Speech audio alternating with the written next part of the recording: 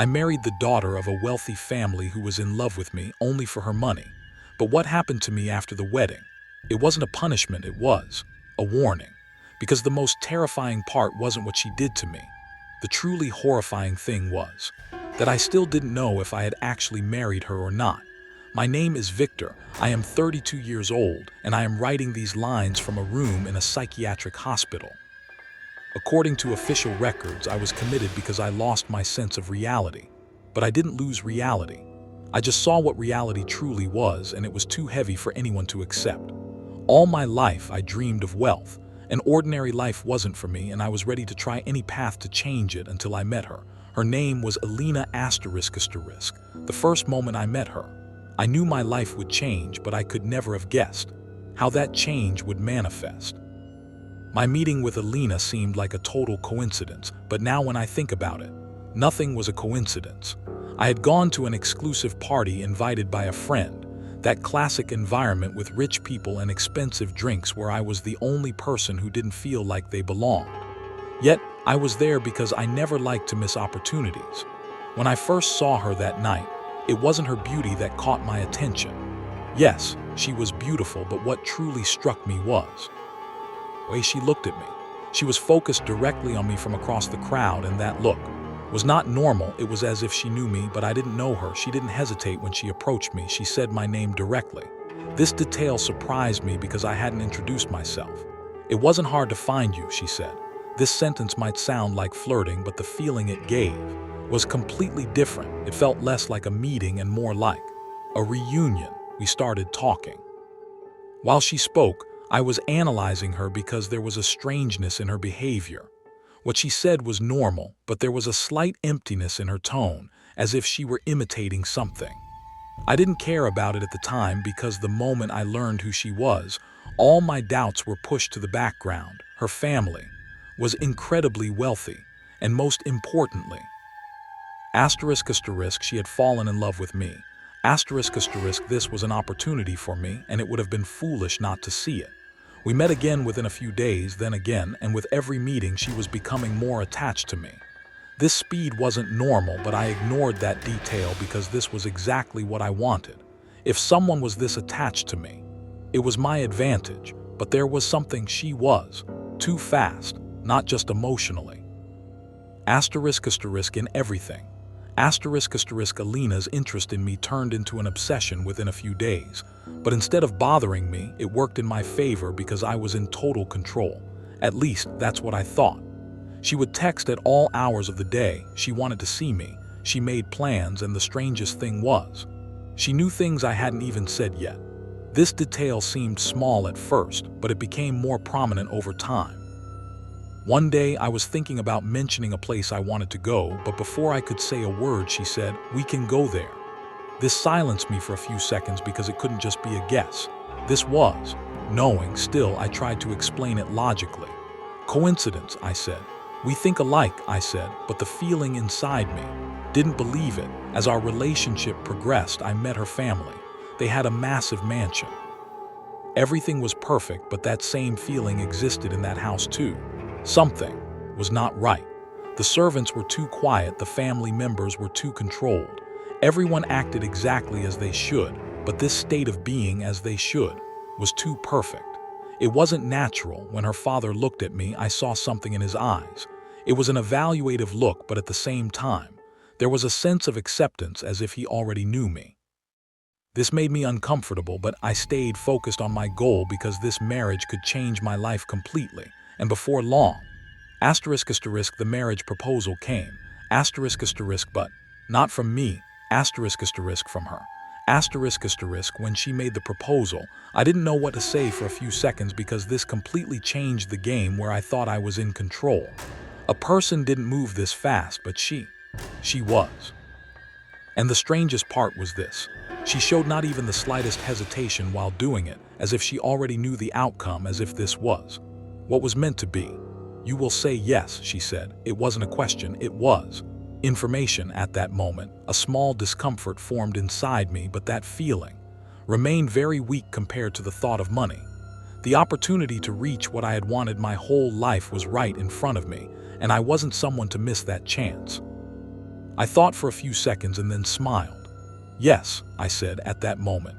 Everything began, but I wasn't aware yet. At that moment, everything began, but I wasn't aware yet because from the outside my life looked perfect. The wedding was prepared in a short time. Everything was flawless, expensive, organized, and complete. The fact that it was this perfect was actually a sign in itself, but I continued to ignore the signs because I had no intention of turning back. I wanted this life, and I was ready to accept whatever the price was. At least, that's what I thought then. When the wedding day arrived, everyone was there. A grand hall, elegant people, music, lights. But in all that crowd, the only thing that caught my attention was Alina. She was looking at me, but that look wasn't like the one from the day we first met. It was deeper, more fixed, as if she wasn't just looking at me, but it's somewhere inside me. This feeling bothered me for a moment, but then I pulled myself together because there was no turning back. The moment for the vows came, questions were asked, and Alina didn't answer. She just looked at me for a long time. Everyone fell silent because this wasn't normal, but no one said anything at that moment. Then very slowly she smiled and said, "We are already married." This sentence created a brief awkwardness in the room, but everyone perceived it as a joke. There was a light laugh and the ceremony continued, but I couldn't forget that sentence, because it hadn't been said like a joke. This was like a correction. The ceremony ended, everyone congratulated us, and everything was as it should be. But that small feeling of unease inside me was no longer disappearing. On the contrary, it was growing because after that day, Alina's behavior changed even more. She wasn't just fast anymore now. She was too accurate. After we got married, we started living in the mansion. For the first few days, everything was normal, or at least I convinced myself it was. But small details began to emerge again. In fact, this time they were more distinct because I was now in the same house as her and could see her every move more closely. One morning I woke up. Alina was sitting by the bed. She was looking at me. She wasn't moving at all. "Long have you been here?" I asked, but she didn't answer. After looking for a few more seconds, she said, "I was waiting for you to wake up." This sentence might sound normal, but the tone was completely empty. There was no emotion in it, as if she were simply saying the correct sentence. After this incident, I started watching her because I could no longer suppress the suspicion inside me. Even the small movements she made during the day began to seem strange to me. Sometimes she would stop in the middle of sentences while talking, wait for a few seconds, then continue, as if she were remembering what to say or recalculating. But the strangest thing was, that she knew me better than I knew myself. What I was going to say, what I was going to do, what I was going to think. Most of the time, she knew before I even realized it. And this situation, beyond making me uncomfortable, started to scare me, because this was no longer harmony, it was like control. One day, I couldn't take it anymore. "Do you know me this well?" I asked. She smiled, but that smile was as if it belonged to me. "Because you," she said, and she stopped. That incomplete sentence created a void inside me, because she didn't need to say the rest. "Because you." Every possibility starting with those words disturbed me further, because every option led to the same place. The fact that she didn't just know me, she knew a part of me. From that point on, I started wandering through the house. I was looking at details I hadn't noticed before because I felt that this place wasn't normal either. The corridors felt long, the rooms sometimes felt larger or smaller than they should be. These differences were so subtle they were hard to see with the naked eye, but they were felt. This house was not static. One night I woke up and went downstairs to drink water. The inside of the house was dark, but it wasn't because there was no light, it was as if light wasn't working. I stopped the moment I felt this difference because this wasn't a normal darkness. This was a deficiency. As if light itself couldn't fully exist in this house. Even the thought sent shivers down my spine, but instead of turning back, I moved forward because I was now trying to understand rather than be afraid. When I came to the door of the living room, there was someone inside. I froze because Alina, was upstairs, but the silhouette standing inside, was her height, I slowly cracked the door open, and at that moment, I asked myself a question. If this isn't Alina, who is the one upstairs? As the question, who is the one upstairs, echoed in my mind, my hand froze on the door because at this point I didn't know which answer would be more terrifying. If the thing inside wasn't Alina, then who was upstairs? If the one inside was Alina, then who was upstairs? Even the thought was enough to shatter my logic, but turning back was no longer possible. Once you notice something, you cannot ignore it, you only go deeper. I opened the door a bit further, the silhouette inside did not move. It was as if it were waiting for me. This feeling was so clear that for a few seconds I even forgot to breathe because this wasn't just an encounter, it was as if it were a planned moment. I was going to open that door and that thing was going to be there. I took a step, the floor felt strange, as if it were soft, but there was no carpet. This small detail increased the tension inside me because my sense of reality was beginning to warp. Then I noticed something. The inside of the room wasn't exactly the living room of this house. It was the same, but it wasn't. The furniture was in its place, but the distances were different. The armchair was a bit closer, the table a bit further away. This difference wasn't felt by the eyes, but by instinct. And that thing slowly turned its head toward me. I still couldn't see its face, but I felt it watching. Late, it said, the voice was Alina's voice, but at the same time it wasn't. It was as if two voices were speaking over each other. One was correct, the other was slightly shifted. This discord locked my brain because this voice wasn't something a human should be able to hear. It was an error. Who are you? I said, but my voice came out weaker than I expected because the fear inside me could no longer be suppressed. The thing remained silent for a few seconds then.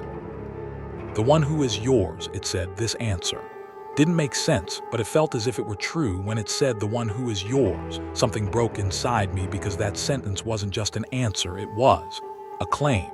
And this claim was pulling me to a place far more dangerous than where I currently stood. This thing knew me. It even wanted something from me, or it had taken something from me. I took a step back, but the floor wasn't the same. The surface under my foot seemed to collapse for a moment and then hardened again. This feeling was completely real. This wasn't a hallucination because my body was reacting.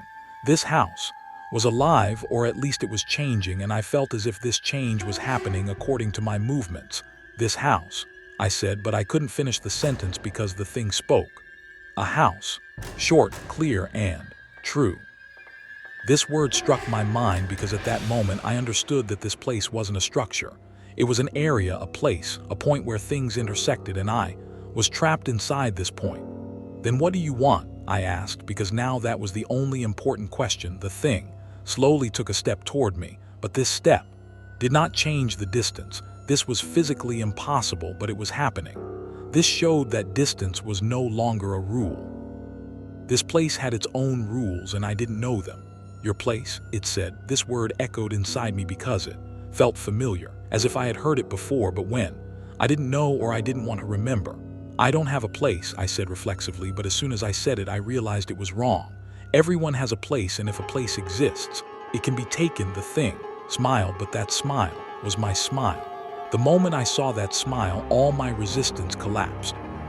Seeing something that looks so much like you but is simultaneously completely foreign shatters a person's mind. This wasn't just fear, this was the dissolution of identity. As I pulled back, the thing did not approach, yet the distance changed anyway. This showed that escape was not an option here. When did this start? I said, because now my only wish was to understand, not to run, but to understand. Because sometimes knowing the truth is more important than escaping. The thing went silent for a few seconds then. The first time you saw her, it said. This answer pointed to the moment I met Alina, meaning everything had been planned from the very beginning. This thought destroyed the last shred of trust inside me. This wasn't a mistake, it was a choice, but not a choice I had made. It was a choice made for me. I didn't choose you, I said, but even that sentence was weak because a part of me knew it wasn't true. You did, it said, and at that moment, Alina's first look came to my mind. That look was not normal, that wasn't an encounter, it was a choice. But I wasn't the one choosing. This realization created a void inside me because understanding that control was never in your hands doesn't just scare you, it leaves you helpless. After this point, everything I did began to feel meaningless because I was already inside the game and the rules didn't belong to me. So I could only do one thing, accept it. What happens now? I asked. My voice was calmer this time because fear had been replaced by exhaustion. The thing looked at me and, "It will be completed," it said. This word was the end, but it was also the beginning because at that moment, I heard a voice behind me.